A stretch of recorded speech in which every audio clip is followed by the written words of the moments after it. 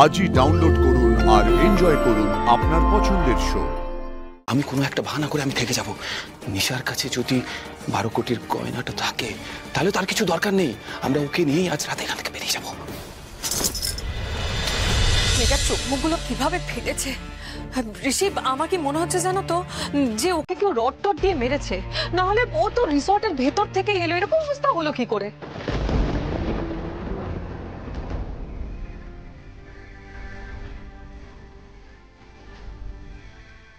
কাকে বলে সব সময় ভালো লাগে না।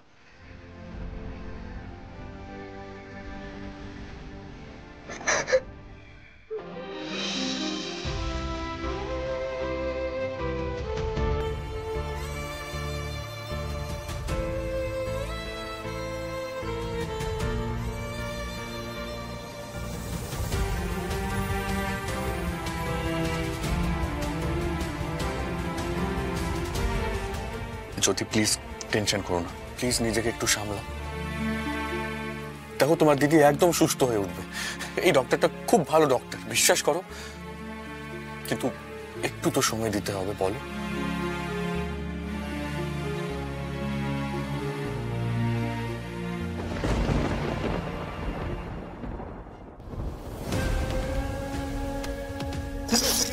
ব্যবস্থা করো, যাও যাও প্লিজ রেডি করো। আপনারা প্লিজ এখন একটু বাইরে যান, আমাদের প্লিজ ট্রিটমেন্টটা করতে দিন, এখানে আর ভিড় বাড়াবেন না প্লিজ। দিদি, এই দিদি, দিদি চোখ খুললো দিদি, দিদি। জ্যোতি জ্যোতি আমার কথা শোনো, বাইরে গিয়ে অপেক্ষা করি, ডক্টরকে ট্রিটমেন্টটা শুরু করতে দাও।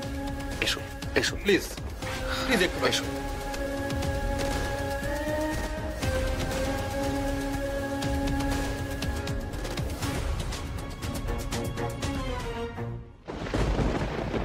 কি ভেবেছিলাম আমরা, আর কোত্থেকে কি হয়ে গেল দিদি?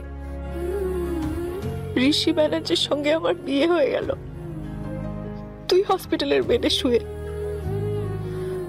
জানি না কি হবে তোর, কি হবে আমার, কি করে এই গোলক থাতা থেকে বেরোবো আমরা দিদি, কি করে?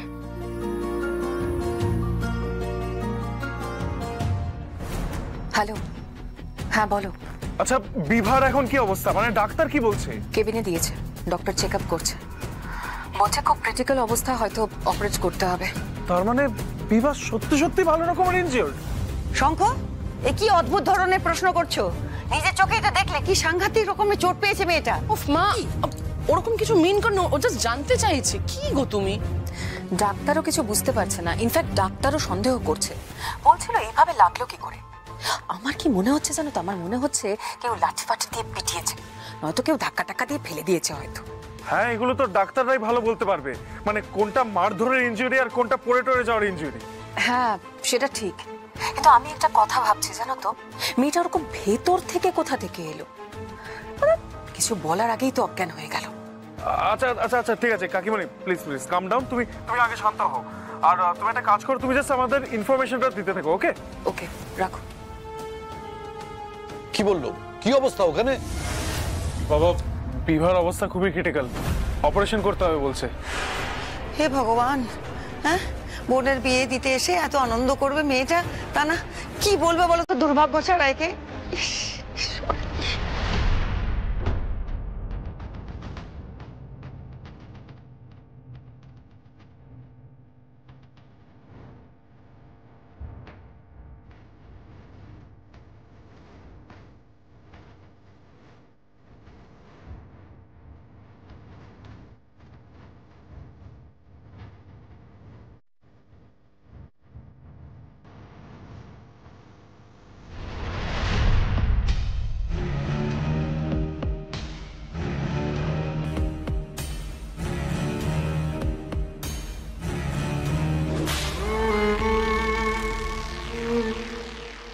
জ্যোতি জ্যোতি কোথায় যাচ্ছ?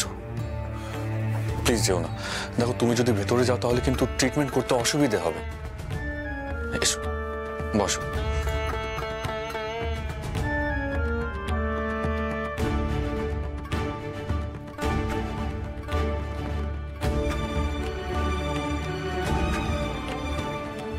তোকে ওকে বাঁচানোর জন্য আমার চরম শত্রুর সাপোর্টই নিতে হচ্ছে দিদি। এই অপরাধ বোধ আমাকে সারা জীবন করে করে খেলেও এছাড়া আমার কাছে আর কোনো উপায় নেই।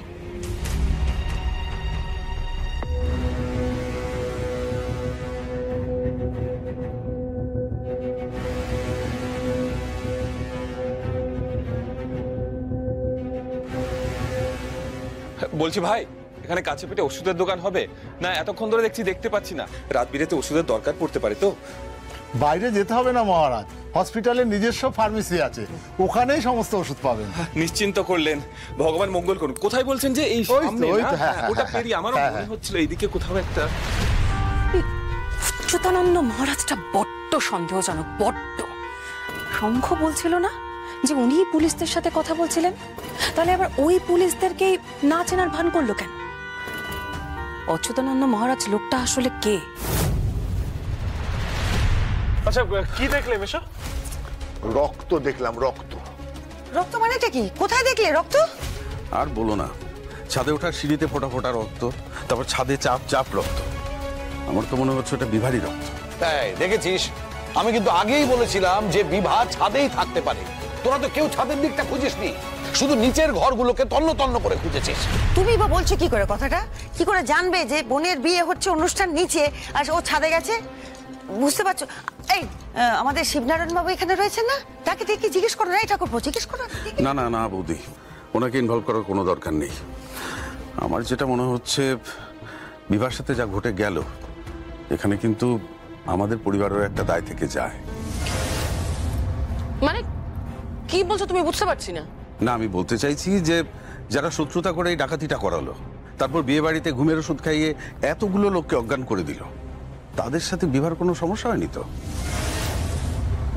বিভার উন্ডগুলো দেখে কিন্তু আমার মনে হচ্ছে ওকে বেধড়ক মারধর করা হয়েছে, তারপর ছাদে ফেলে রেখে চলে গেছে। কি সাংঘাতিক ব্যাপার! একটার পর একটা দুর্ঘটনা এই বাড়িতে ঘটেই চলেছে। তাও তো ভাগ্য ভালো, আমি মিনিস্টারকে ফোন করে সবটা বলাতে উনি মোহিত মোদির সঙ্গে কথা বলে সমস্তটা সেটেল করেছেন।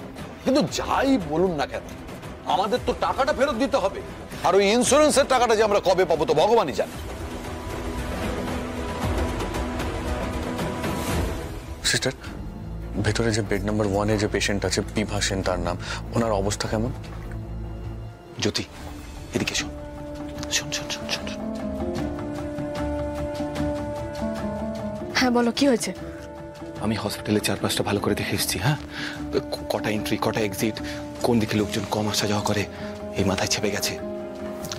নিশার অপারেশনটা কমপ্লিট হতে দে, একটু বেটার ফিল করুক, আমরা এখান থেকে ঢা দেবো। হ্যাঁ মানে? মানে তুই তো বোন, তুই ওদের বলবি যে তুই এখানে দিদির সাথে থাকতে চাস। হ্যাঁ, ওরা হয়তো তোকে থাকতে দিতে চাইবে না, কিন্তু তুই জোর করবি, বলবি আমি এখানে থাকতে চাই। হ্যাঁ, থাকতে চাই। আমি কোনো একটা বাহানা করে আমি থেকে যাব। নিশার কাছে যদি 12 কোটির গয়নাটা থাকে, তাহলে তার কিছু দরকার নেই, আমরা ওকে নিয়েই আজ রাতে এখান থেকে বেরিয়ে যাবো।